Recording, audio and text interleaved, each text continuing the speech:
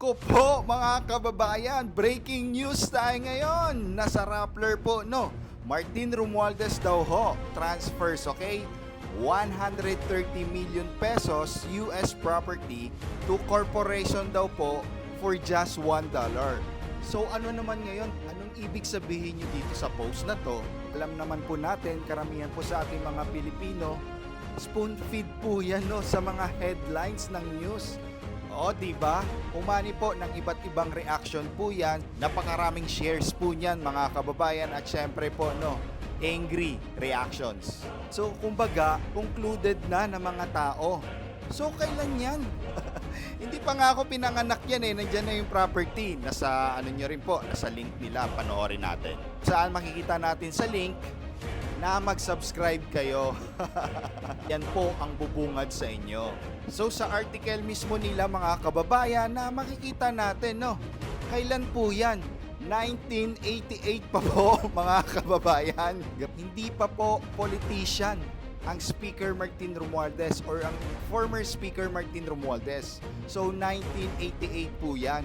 So ano pong issue dyan, di ba? Kung saan kayo na nga po nagsabi na legal po siya, no? Means of transferring property daw ho according to US-based realtor. And two lawyers Rappler spoke with. Oh, legal naman pala. So 1988 pa. So anong ibig sabihin nyo dito? Tsaka ayan po yung property, oh. At dahil po dyan mga kababayan, nagsalita na rin po ang ating House Speaker or a former House Speaker, Martin Romualdez. So in response daw po sa Rappler's investigative report on his transfer of $200 million property in the US daw po to corporate for $1. So he says daw po mga kababayan, his property has been declared naman daw po in his asset list. He has yet to release his SALN from recent years daw po mga kababayan. Sabi naman sa article ng Rappler na legal naman daw po yan, di ba? Tsaka pa nako po, 1988 pa at hindi pa po politiko si Congressman Martin Romualdez.